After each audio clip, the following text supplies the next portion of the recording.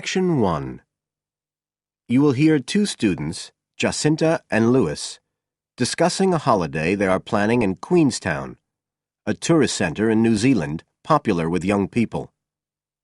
First, you have some time to look at questions 1 to 6 on page 88.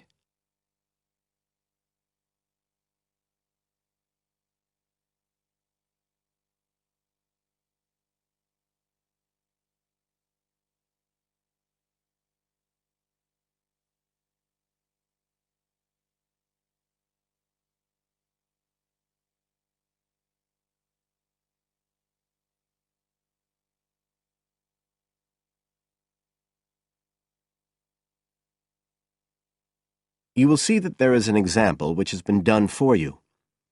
On this occasion only, the conversation relating to this will be played first.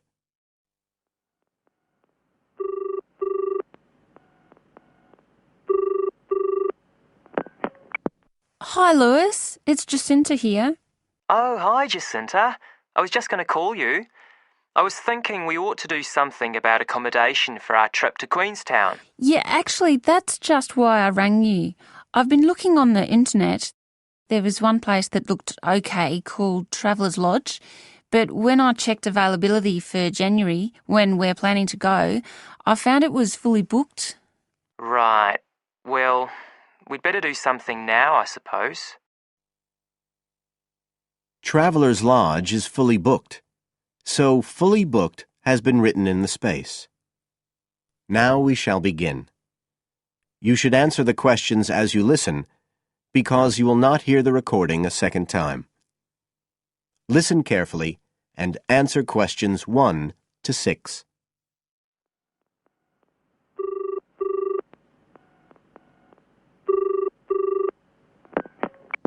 Hi, Lewis. It's Jacinta here.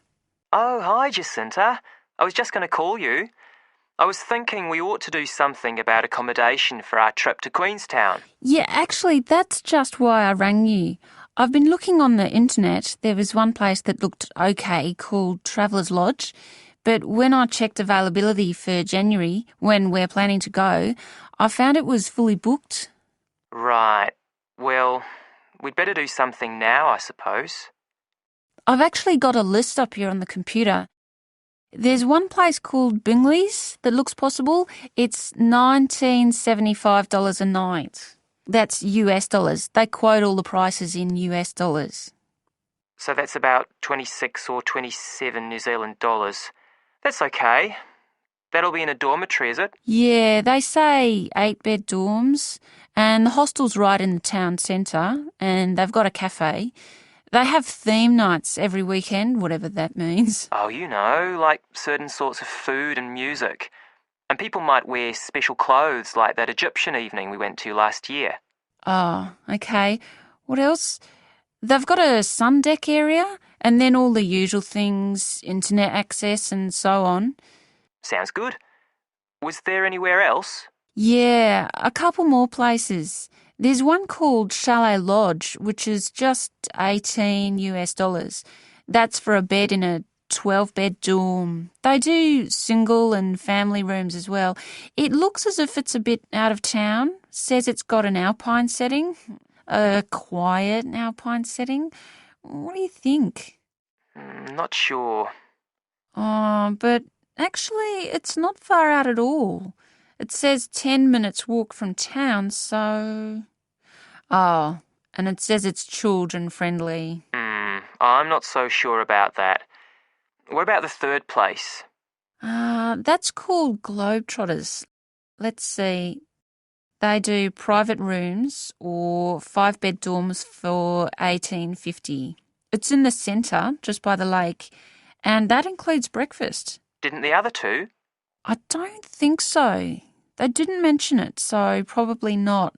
Oh, and it says something about a free skydive. Wow. Don't know if I'm all that keen on jumping out of aeroplanes. Oh, actually, what it says is you can win a chance to do a skydive.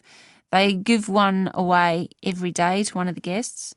Well, if I win it, you can do it. Anyway, do they have room? Yeah, I checked the availability. Shall I go ahead and book there then? Fine. You now have some time to look at questions 7 to 10 on page 89.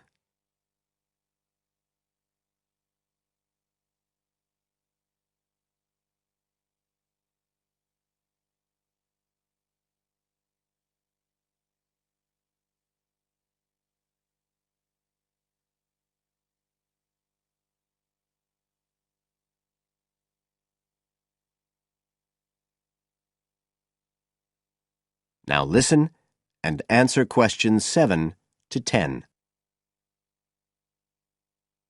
I was looking at what there is to do too. There are lots of sites offering deals for adventure sports. I suppose we have to do a bungee jump. Why? Well, it's Queenstown where they more or less started it as a sport. You can, if you really want to jump off the side of a bridge with an elastic rope tied round your ankles.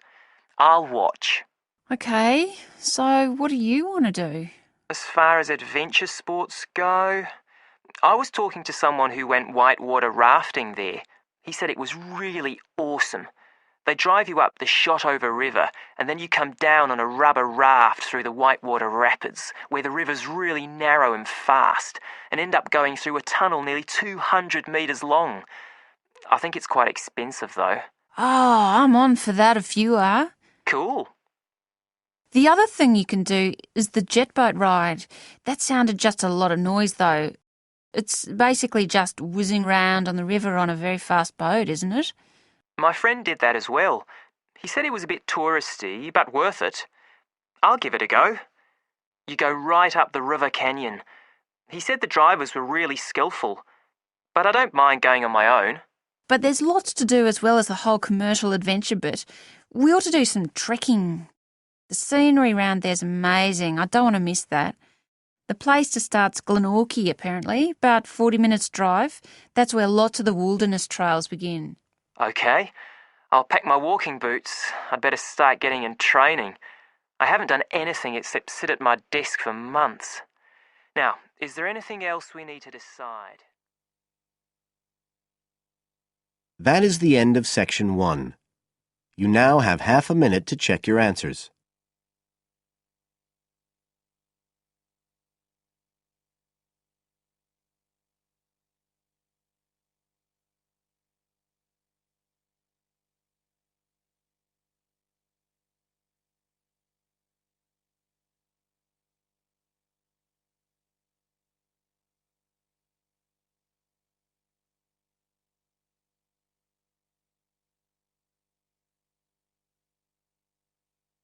Now turn to section 2 on page 90.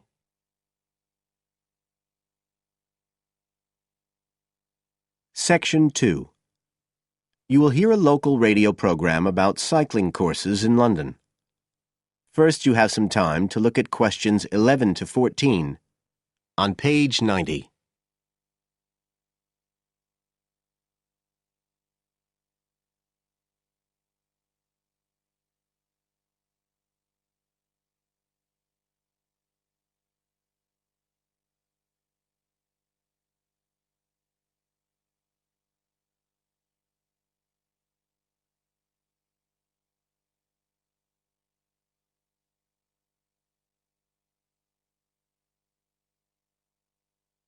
Now listen carefully and answer questions 11 to 14.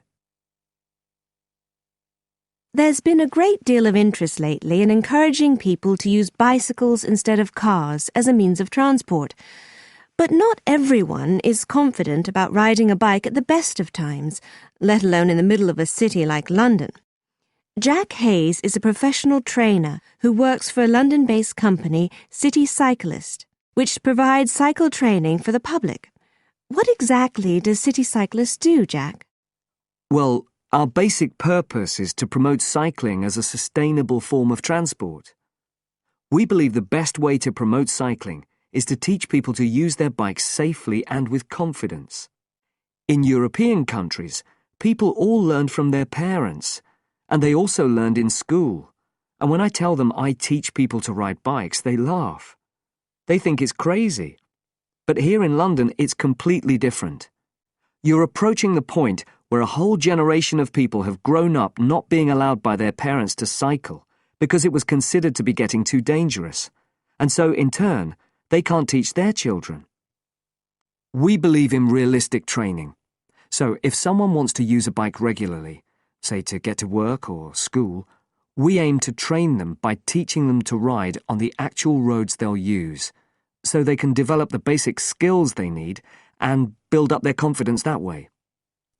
At City Cyclist, we believe cycling's for everyone, no matter what age or level of ability or mobility.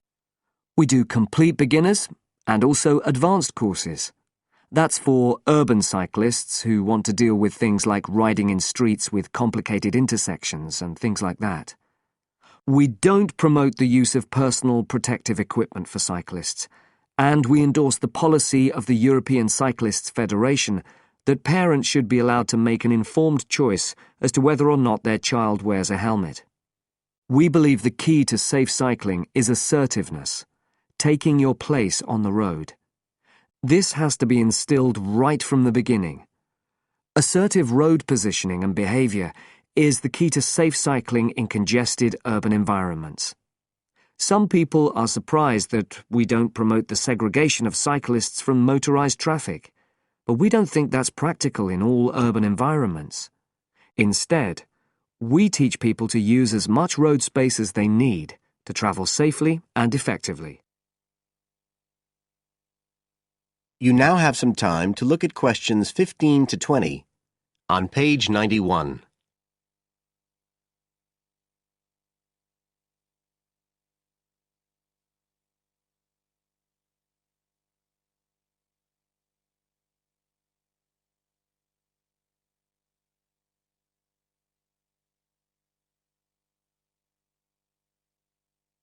Now listen and answer questions 15 to 20. Now, as well as courses for individuals, City Cyclist provides a number of services for organisations.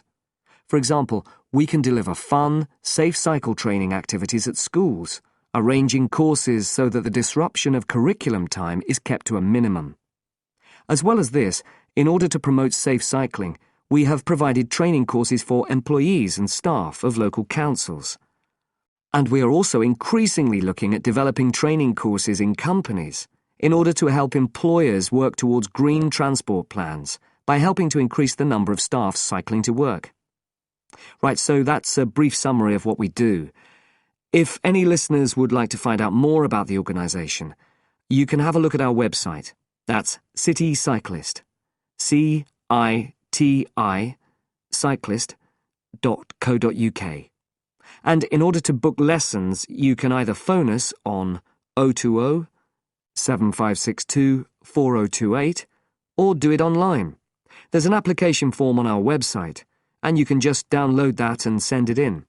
We charge £27.50 per hour for one-to-one lessons, plus £6 for each extra person.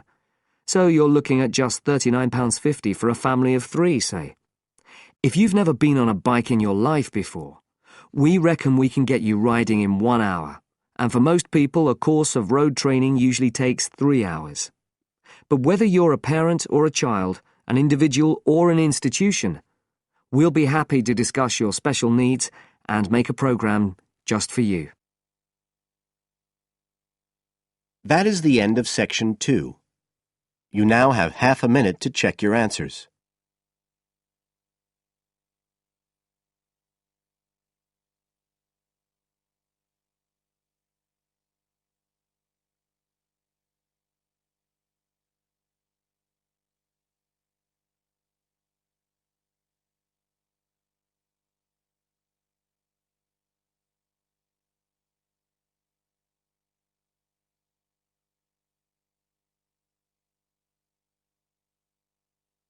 Now turn to section 3 on page 92.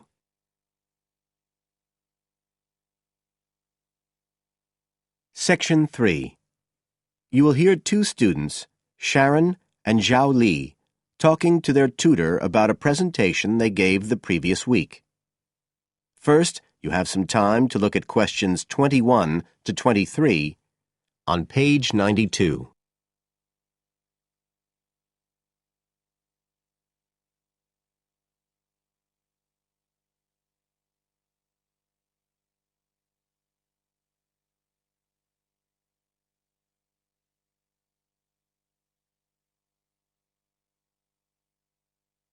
Now listen carefully and answer questions 21 to 23. So, Sharon and Zhao Li, in your presentation last week, you were talking about the digital divide, the gap between those who can effectively use communication tools, such as the internet, and those who can't. And you compared the situation here in Northern Ireland with southeast China. Right. So I asked you to do some self-evaluation, watching the video of your presentation and thinking about the three main criteria you're assessed by: content, structure and technique. What do you think was the strongest feature of the presentation when you watched it? Sharon? Well, I was surprised actually, because I felt quite nervous. But when I watched the video, it didn't show as much as I expected. So which of the criteria would that come under? Confidence? That's not actually one of the criteria as such. Zhao Li? Technique? It's body language and eye contact, isn't it? Well, I didn't think I looked all that confident, but I think that our technique was generally good, like the way we designed and used the PowerPoint slides. So you both feel happiest about that side of the presentation? Yeah. OK, now on the negative side, what would you change if you could do it again? Well, at first I'd thought that the introduction was going to be the problem, but actually I think that was okay. We defined our terms and identified key issues. It was more towards the end. The conclusion wasn't too bad, but the problem was the questions. We hadn't really expected there'd be any, so we hadn't thought about them that much. OK, anything else? Well, like Zhao Li says, I thought the conclusion was okay, but when I watched this on the video, I thought the section on solutions seemed rather weak. Can you think why? Well, we explained what people are doing about the digital divide in China and Northern Ireland, but I suppose we didn't really evaluate any of the projects or ideas. It was just a list, and that was what people were asking us about at the end mostly. You now have some time to look at questions 24 to 30 on page 93.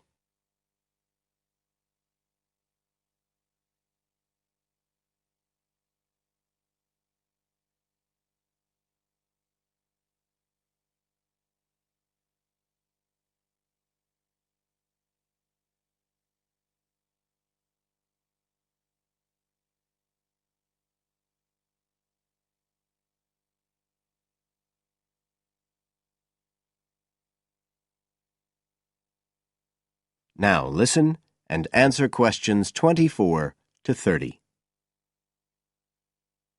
OK. Now, I also asked you to get some peer evaluation from the other students. Yes, well, people said it was interesting, like the fact that in China the internet was used more for shopping than in Northern Ireland. They said sometimes it was a bit hard to understand because we were talking quite fast, but we didn't think so when we watched the video.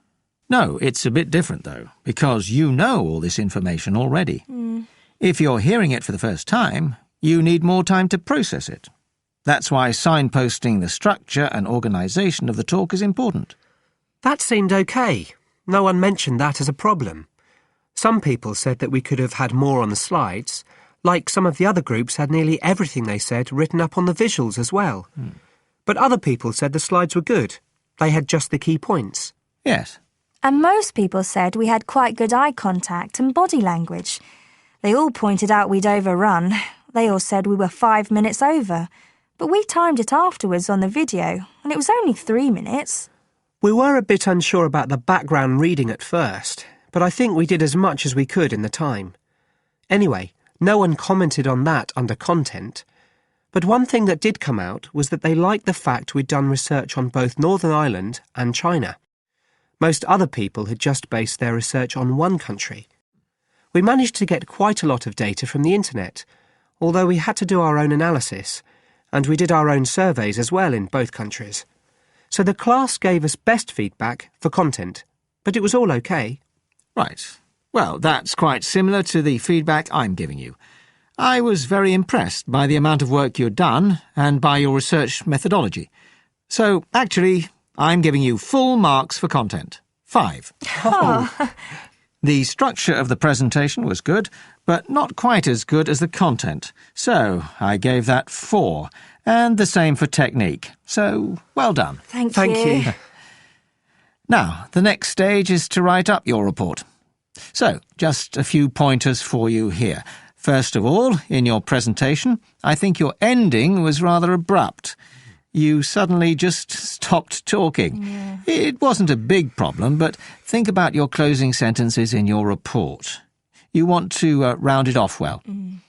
One thing I forgot to mention earlier was that I felt a very strong point was that after you'd given your results, you explained their limitations. The fact that we didn't have a very reliable sample in terms of age in China. Yes, that section.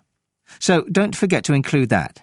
And you had some excellent charts and diagrams, but maybe you could flesh out the literature review a bit. I can give you some ideas for that later on if you want. OK, is there anything else you want to ask? No, thank you. Thanks. That is the end of Section 3. You now have half a minute to check your answers.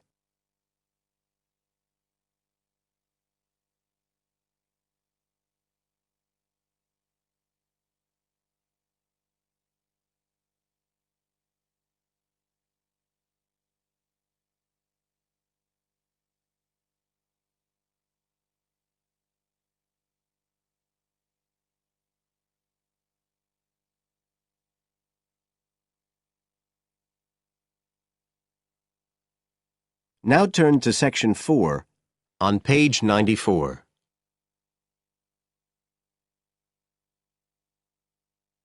Section 4. You will hear a student giving a presentation about some ways of dealing with the problems of urbanization and city growth. First, you have some time to look at questions 31 to 40 on page 94.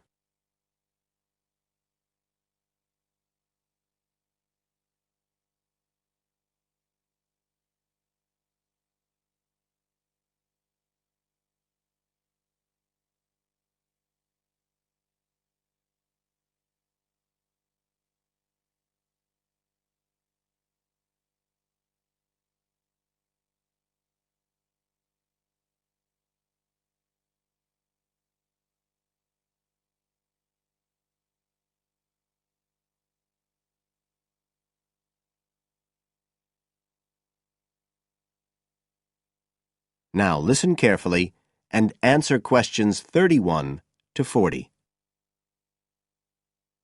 Well, Adam's just been talking about some of the problems that have resulted from the rapid growth of cities in the last 100 years. Things like housing, sanitation, crime and so on. For my presentation, I'd like to look at some examples of what cities are doing to try to solve some of these problems. As part of its Healthy City program, the World Health Organization, the WHO, has come up with a set of criteria for a healthy city. The WHO says that, amongst other things, a healthy city must provide a clean environment which is also safe. It mustn't be dirty or dangerous for its inhabitants. As well as that, the WHO says a healthy city has got to be able to satisfy its inhabitants' basic needs. That's all its inhabitants, not just the rich ones or the ones with jobs, everyone who lives there. A third criterion, is that it's got to have health services which can be used by all the inhabitants and which they can access easily. The final point's to do with local government. The WHO says this is something that the whole community should be involved in, not just a few powerful politicians or businessmen. So, a healthy city is not just a matter of avoiding illness, that sort of healthiness. It's the way that the whole city works together for the benefit of its population. OK, so what I'd like to do now is to look at some projects in different cities around the world where cities have tried to meet these criteria, to make their cities healthy ones.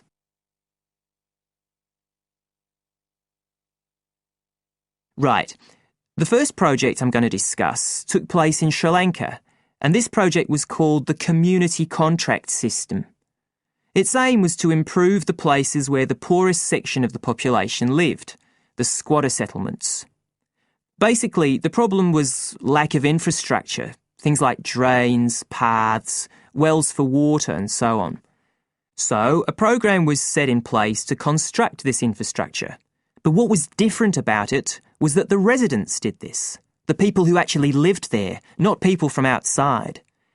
And this meant that not only did the people end up with improved housing and infrastructure, but also, because they had contracts with the community, it improved their chances from an economic point of view. So that's the way the lives of people in one urban environment were improved. The next project I'd like to discuss took place in the capital city of Mali in West Africa. This project involved setting up a cooperative to try to solve the problems of sanitation in the old central quarters of the city. One of the main problems was a lack of a system for garbage collection, which meant that there were a lot of insects, and this was causing disease. And again, it's interesting to look at who was involved in dealing with this problem. In this case, the cooperative involved students who had graduated from secondary school in getting a system going. As well as that, the cooperative set up a campaign to educate the public about the importance of good sanitation through showing films and setting up discussion groups among the local people, especially women and adolescents. And the outcome was an increased environmental awareness, which led to changes in household behaviour, as well as improved living conditions. OK, the third project was in Egypt, just outside the capital, Cairo, which is a city that's grown very rapidly in the last few decades. This project was based in a women's centre in a poor area called Makatim. The aim of the project was to support girls, young women from the area from poor families. So these were women who had no education. They'd never been to school, so they were totally illiterate, and they had no chance of getting jobs.